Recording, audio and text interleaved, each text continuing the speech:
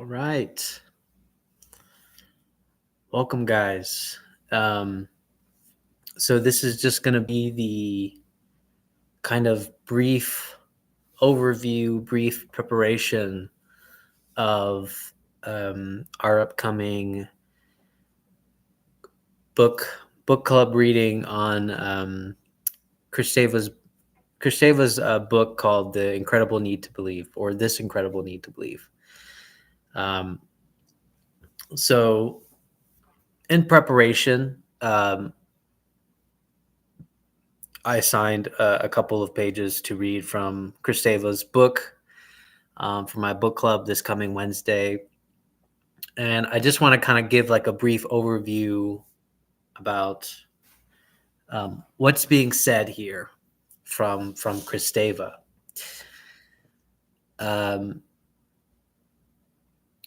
Kristeva, from the beginning, she has a kind of specific understanding about the way we believe, or you could say this incredible need to believe. And how does she define belief exactly? In one of the first pages, she gives us this idea that a speaking being is a believing being.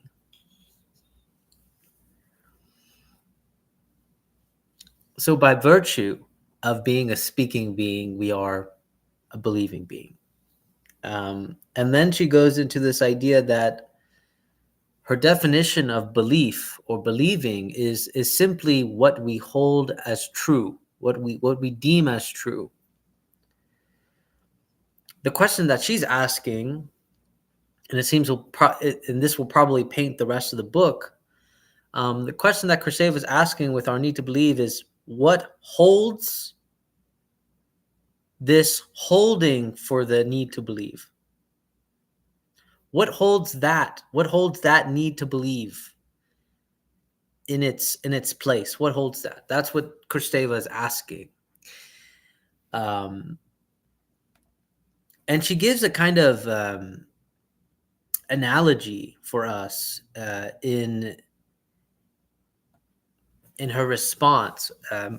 She says, the analyst has to believe in the patient's kind of psychic register, right? Like whatever the patient is saying, whatever phantasm that they're throwing out there, the analyst has to believe that it's there for the patient.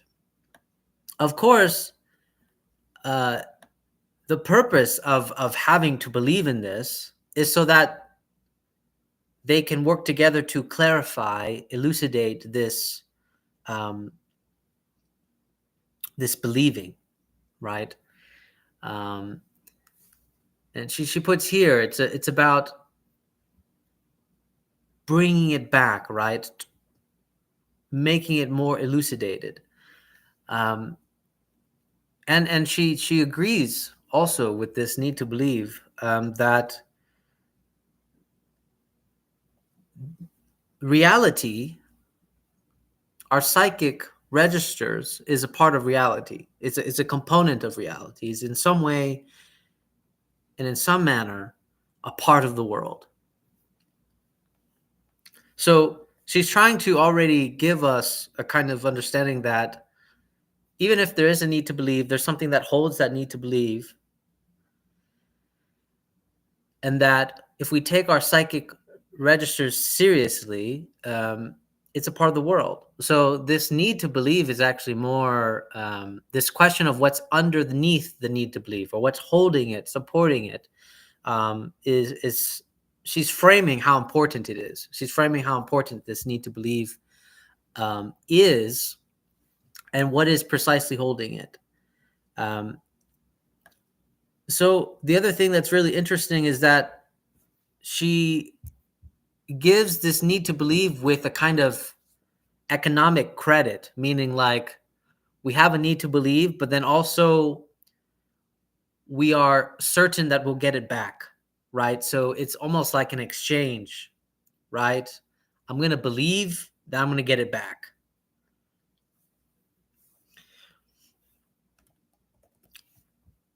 Let me see. I have some stuff on my notes here about this. She talks about how there is two kinds of experience identified with this need to believe. Um, the first part is this, what she calls the oceanic feeling.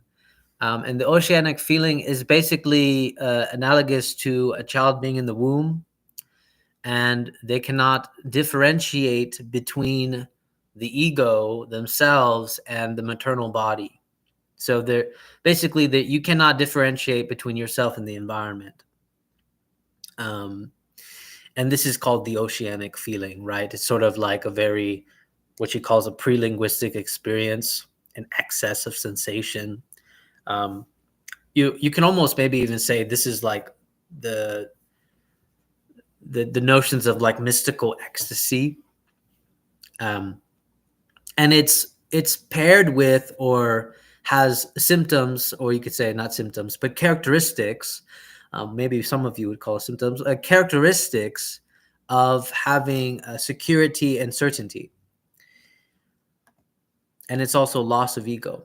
Okay, so that's one experience that is identified with this need to believe.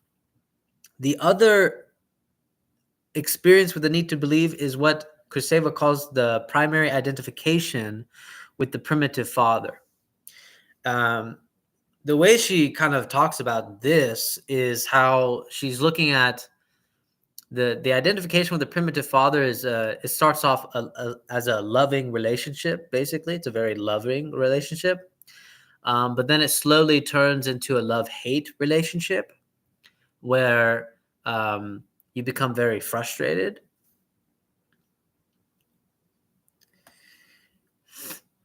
And then there's a third part, which she calls the oblative father, which is in relation to culture and sublimation. So you can kind of tell, like, Kristeva's really playing with the whole, like, family genealogy almost, where, uh, you have the child, and then you have parents, and the what was it called? This primary identification with the father is this idea like you love your parents, right? And then all of a sudden you start getting to the point where you like love hate them now. And then now is the very opening, or the third party she calls, for the ablative culture sublimation portion. Because she also says right here that we also find with the primate, she says here that with the primary identification with the father, it contains the attributes of both parents. So it's very analogous to this idea of like you're a child, this experience of you have a loving parents, and then all of a sudden you start to have a love-hate relationship with them. But then there's a third-party relation where this is like the opening for you to encounter sublimation in culture, which he calls the oblative father. We could probably talk more about this in the group. I'll see how we can talk about this. And then she also talks about the difference between mysticism and psychoanalysis, since I already kind of made a comparison with the oceanic feeling. For Kristeva, the difference between mysticism and psychoanalysis is that psychoanalysis is interested in the perception by the ego of the id. So the ego's perception of the id. That's what psychoanalysis is interested in. Whereas mysticism is, in the sense, beyond the ego, but in the self-perception of the id. She calls it a kind of sensual eroticism or auto-eroticism. So what's the analytical cure, or the psychoanalytical cure for Kristeva in psychoanalysis? Because remember, it's the perception by the ego of the id. So it's the ego's perception of the id. The psychoanalytic cure is you do a transference. You're transferring from the id to the ego, and then the ego to the id. So it's a kind of like a juggling act or an oscillation between the two, right? Id, ego, id. And for her, that's the psychoanalytic cure, typically. But Kristeva then makes a very interesting diagnosis, meaning that this need to believe is actually, it falls under a neglected category in modern society, which also kind of starts to stumble in coincidentally with her critique about secularism. And so she identifies this need to believe with the adolescence, the you could say almost like the archetype of the adolescence. And she calls it, I love this word, I love this sentence completely. She calls it the raw wound of the need to believe. And then she also says here, adolescence is ill from ideality. And then like my favorite quote in the 19 pages that we had to read was that she goes, all of us are adolescents when we are passionate about the absolute. If that does not depict the whole thing, I mean, I feel like that's very true. So how she's thinking about this is that adolescence is a neglected category in modern society. So we have still this remainder of this need to believe, which is, you could say, maybe the hint of the book is that we're stuck in this adolescent phase. But she's already giving us a very clue about how it's still there. Like this idea of like all of us are adolescents when we are passionate about the absolute. So you could probably say that what Kristeva is going to try to answer is like, how do we temper this passion for the absolute, but then also without dismissing this passion for the absolute? Because Kristeva, throughout the next couple of pages, will show what happens when the passion for the absolute starts to fail and disappoint us in this adolescent phase. So remember, anything that makes us passionate about the absolute, we're already adolescents by virtue. Or from the beginning, the way I started this was Kristeva was noting the fact that because we're speaking beings, we're believing beings. Okay, so she introduces us briefly to this, what she calls the polymorphous child, right? The polymorphous child for Kristeva is this understanding that the child is a seeker of knowledge, right? He's trying to establish an object relation. However, the moment you go from the polymorphous child for Kristeva to adolescence is precisely when you believe in the existence of the erotic object. So that once the erotic object exists for you, you're already in the adolescent phase for Kristeva. So you're certain that it must exist. And it's this very passion for the object relation that potentially leads us to become fundamentalists, right? Or it can make us do kind of punishments or self-punishments, right? But the reason why this passion, so what she's doing is she's not only do we have this passion, but we also have the conflict with the drives and our desires. And she says right here, but our drives and desires are ambivalent, which threatens our beliefs and makes them come up short. So we have a fundamental conflict. And I think the best way that we can think about this also is this idea of thinking about the time that you believed in something, and then all of a sudden you started having a kind of like feelings like, I don't know if this is actually true. So there is almost, in some sense, she might even be saying, because of her desires and drives, even though she's saying that our beliefs, it threatens our beliefs and makes them come up short, there's also this possibility that these very desires makes us realize the shortcomings of our beliefs. You see this probably more clearly with like people struggling with the belief of God, right? Like, how could God cause suffering in the world, right? Like, this is like a very conflicting kind of realization, because you have to, you want to believe in God, but also at the same time, you're trying to make sense of the suffering in the world or your own suffering.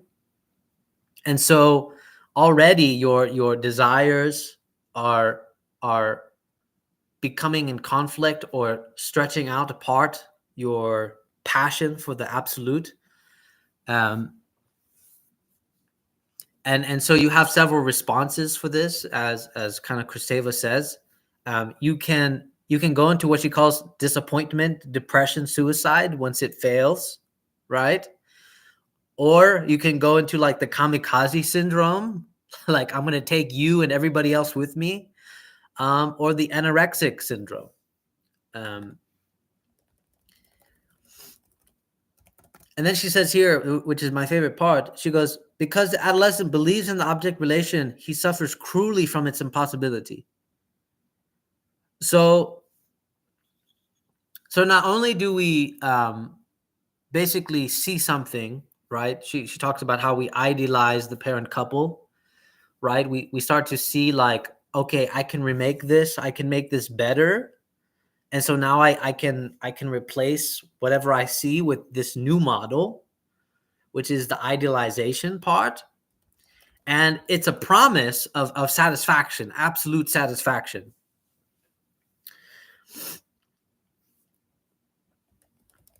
Okay. And then, but she says right here, because our ego is so invested with whatever new object of ideals, right? Whatever ideal object now, that the object itself basically becomes like an ego. It's treated like the ego itself.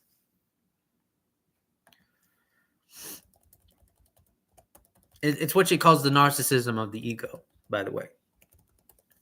Anyways,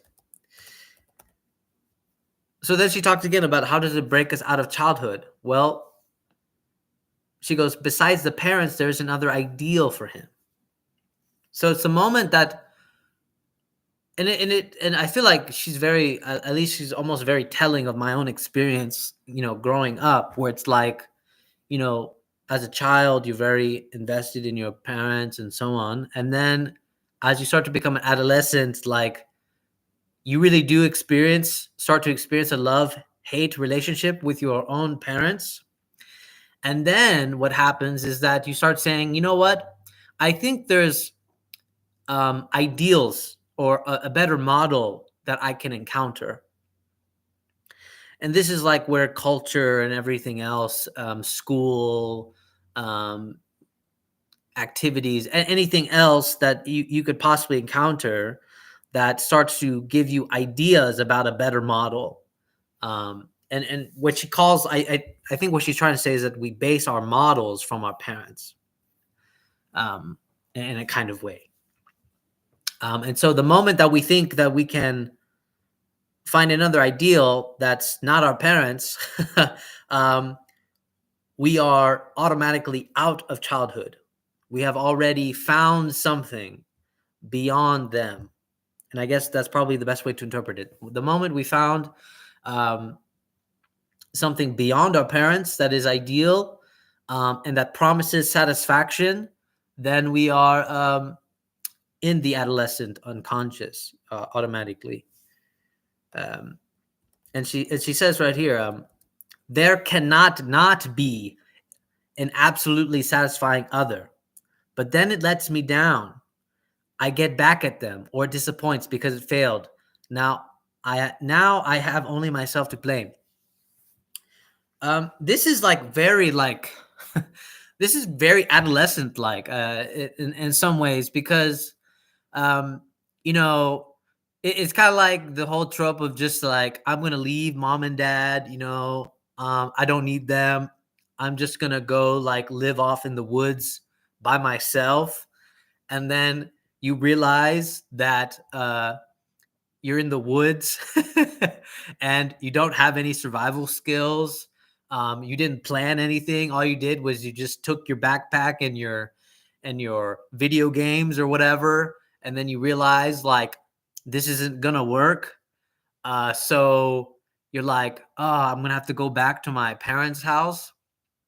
And this kind of depressive disappointment is also kind of what makes you possibly go into like a self-punishment or at least a punishment, right?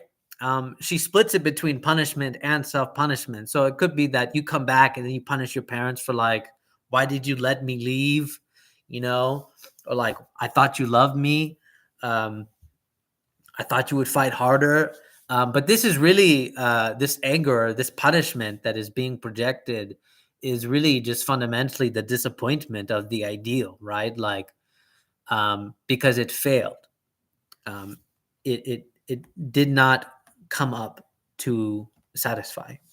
It did not promise, right? It was going to be, in some sense, a kind of paradise-like ideal that I could live without you and so on. But that's really where she ends up stopping Kristeva. So at least between the page 1 through 19, that's kind of like what I went through just now, this breakdown. But anyways, this was just kind of in preparation for the conversation that we're going to be having this Wednesday. And because I am interested in not necessarily a kind of intellectual or rigorous sentiment, I'm kind of almost trying to get a lot of the intellectual stuff out of the way right here. And what I want us to think about in this coming session is to think about your own adolescent childhood. And to kind of remember what happened in your adolescent childhood, what fervors, what passions that you had, and then try to see like if it corresponds to Kristeva, if it makes sense, if Kristeva is making any sense to us. What was something that we were so passionate about when we were adolescents? Or, but again, you have to understand that adolescence is not solely a physical stage, right? Like, oh, when I was 17. You can think of adolescence, and you can tell Kristeva's already stretching our term of adolescence, meaning like this passion for the absolute. So maybe the question in a better sense, or a better question would be, say, when do you recall a passion for the absolute? When did you have an ideal that was replacing something? And when did it fail? How did it fail? How did that turn out for you? These are the personal questions I want to ask, or for you to think about when we're talking about Kristeva, when we're about to talk about Kristeva. Because fundamentally, I'm not interested in sort of intellectual engagement about maybe Kristeva gets something wrong or something right or anything like that. But we could probably hint at that if we talk about it in a personal, relational way. But who knows? I want to leave the conversation open for Kristeva to convince us. But I think first, in order for us to be convinced or to be open to be convinced, we have to first engage in a very personal, relational way, right? Think about the last time that you had a passion for the absolute, what that did to you. Do you still have a passion for the absolute? Is it still making you act and behave in certain ways? Or do we believe that there's something else that surfaces our need to believe? And how does that relate to you? There's a lot of questions there, but I think that's how I want to open up the conversation with this incredible need to believe.